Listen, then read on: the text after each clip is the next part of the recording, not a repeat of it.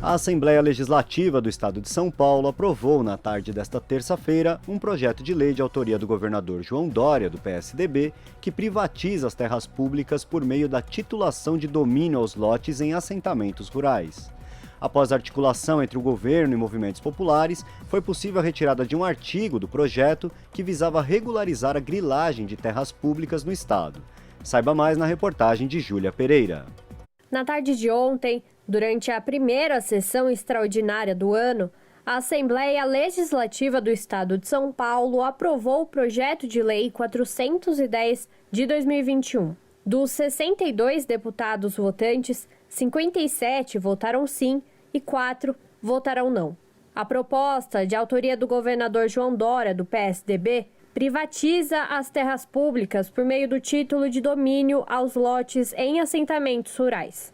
Entidades como o Movimento dos Trabalhadores Rurais Sem Terra afirmam que a obrigatoriedade do processo de titulação impõe que o assentado tenha uma dívida compulsória com o Estado.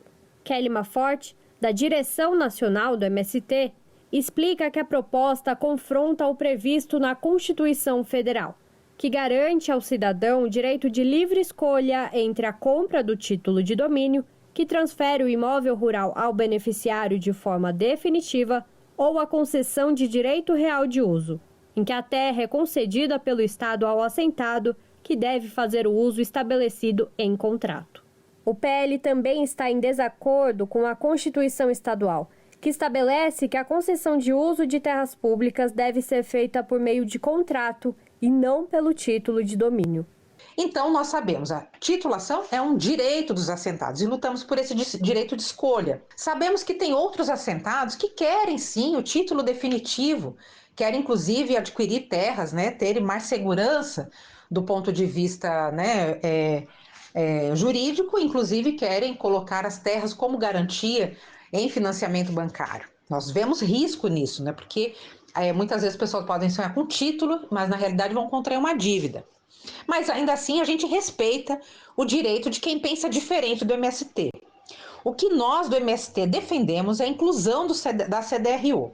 E vamos lutar na justiça, na sequência da aprovação desse PL, pela inclusão da CDRU como um direito de escolha de todo assentado, porque para nós, o Movimento Sem Terra, terra conquistada não se vende, não se negocia. Uma proposta de modificação da matéria foi retirada de pauta após reunião realizada na manhã de ontem entre lideranças do governo, dos partidos da oposição, representantes de assentamentos e o MST. Feita a partir do parecer emitido pelo relator especial do PL, deputado Mauro Bragato, do PSDB, a mudança possibilitaria a regularização da grilagem de terras públicas no estado, transferindo cerca de 1 milhão de hectares ao agronegócio. A gente teve uma informação por parte da liderança do governo, um compromisso de que o governo vai retirar o artigo 4º do PL 410.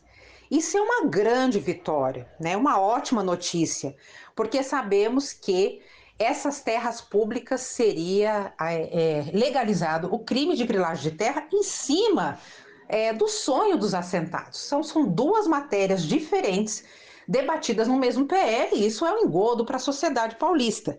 O projeto de lei 410 de 2021, agora aprovado, foi apresentado por Dória em 26 de junho do ano passado e tramitou em regime de urgência na Alesp. Essa foi a 4ª tentativa do governo de levar o PL ao plenário.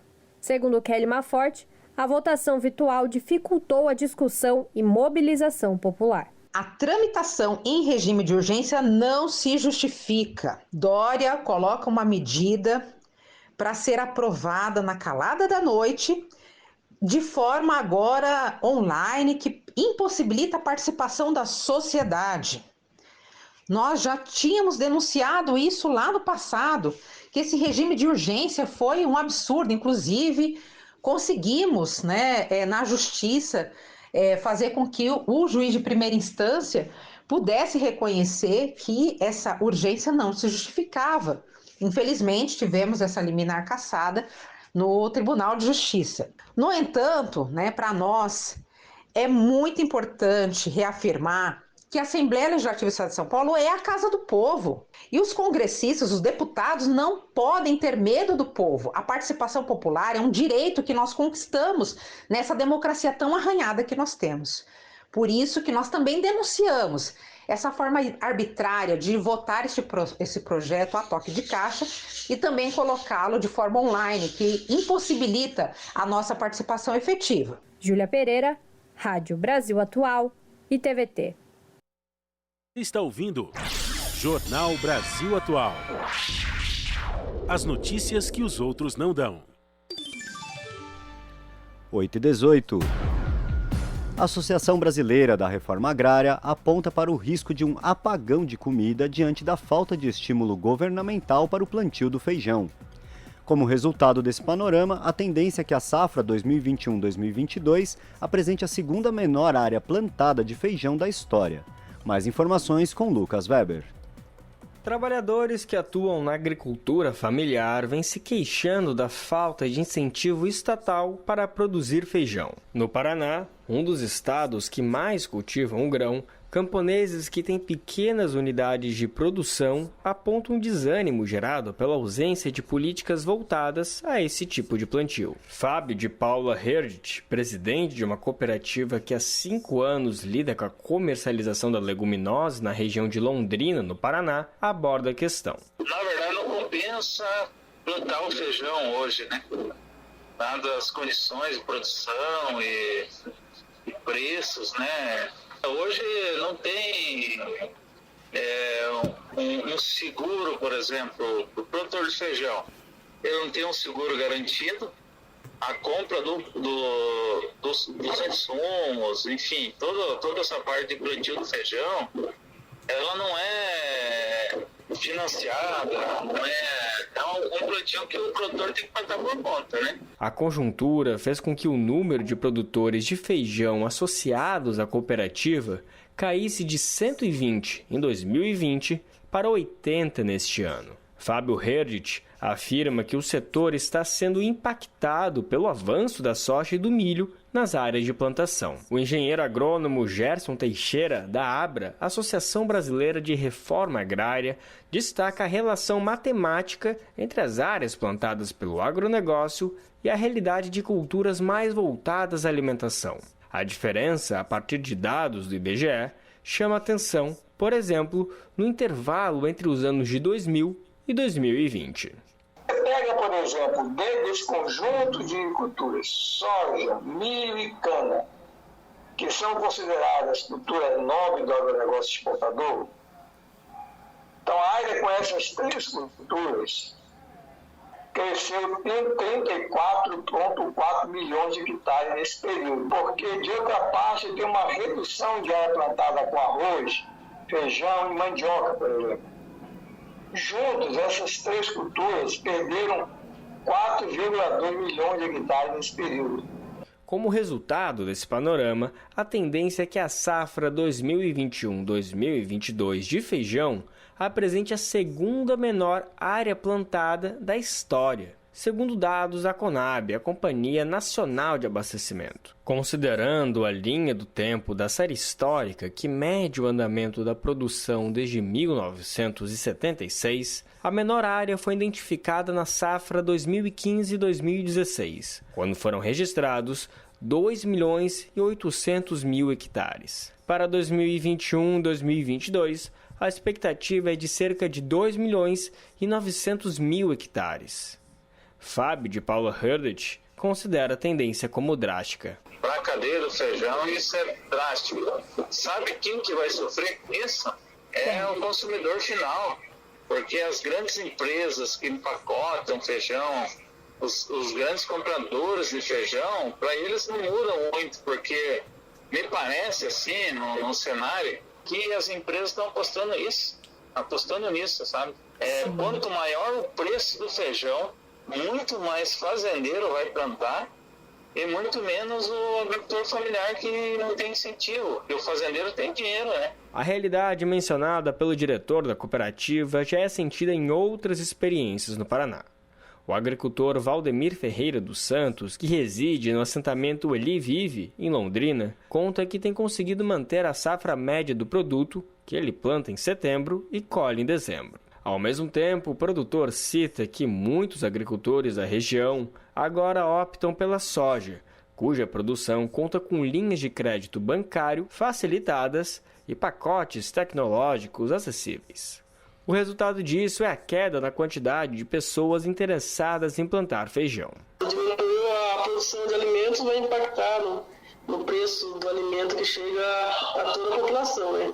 A realidade contrasta com os incentivos dados a quem produz para o agronegócio. Tais iniciativas passam, entre outras coisas, pelas medidas adotadas por instituições financeiras que, com estímulo do governo Bolsonaro, oferecem mecanismos de redução de riscos para médios e pequenos produtores de soja e milho. Roberto Baggio, da direção nacional do MST, destaca o avanço da soja diante de outras culturas. Então há uma loucura, no sentido de que a soja está tomando conta de tudo. Porque a soja, digamos, ela tem todo um incentivo das cooperativas, das grandes empresas, das transnacionais, ela fornece o pacote tecnológico pleno de tudo, né? Então, fornece tudo para o agricultor a plantar soja, substituir as outras culturas pela soja. Roberto Baggio acrescenta que também se torna atraente para muitos agricultores o fato de o preço da soja ser dolarizado, uma vez que o produto está na rota de mercado internacional. De São Paulo, da Rádio Brasil de Fato, com reportagem de Cristiane Sampaio, Lucas Weber. Você está ouvindo Jornal Brasil Atual. As notícias que os outros não dão. 8h24. Linhagem BA2 da variante Omicron já é responsável por cerca de metade dos novos casos de Covid-19 na Dinamarca. No Brasil, foram identificados 5 casos da nova subvariante até o momento, sendo 2 no Rio de Janeiro, 2 em São Paulo e 1 em Santa Catarina, segundo o Ministério da Saúde. Mais informações com Douglas Matos.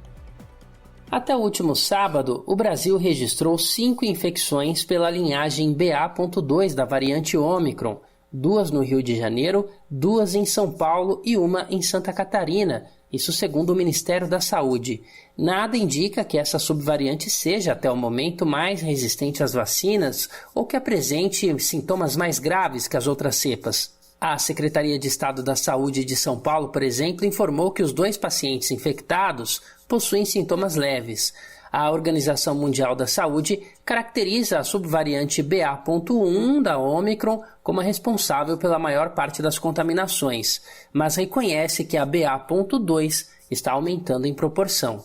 A Agência Britânica de Segurança Sanitária, por exemplo, aponta para uma maior transmissibilidade da BA.2 em relação à primeira linhagem. Nesse sentido, estudos preliminares da Dinamarca mostram que a linhagem pode ser até 1,5 vezes mais contagiosa, mas não mostraram diferenças no risco de internação. A nova linhagem, no entanto, ainda está sob estudo e até o momento não é possível bater o martelo sobre os riscos. Atualmente, a linhagem já foi registrada em 57 países. A BA.2 apresenta pelo menos 30 modificações genéticas em relação à BA.1. As mudanças entre as linhagens podem representar diferenças significativas nas formas de o vírus infectar a célula humana, por exemplo.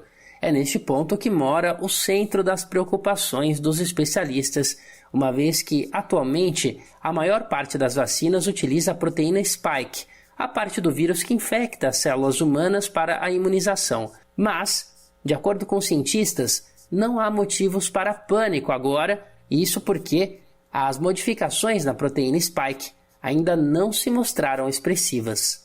De São Paulo, da Rádio Brasil de Fato, com reportagem de Caroline Oliveira, Douglas Matos. Você está ouvindo Jornal Brasil Atual.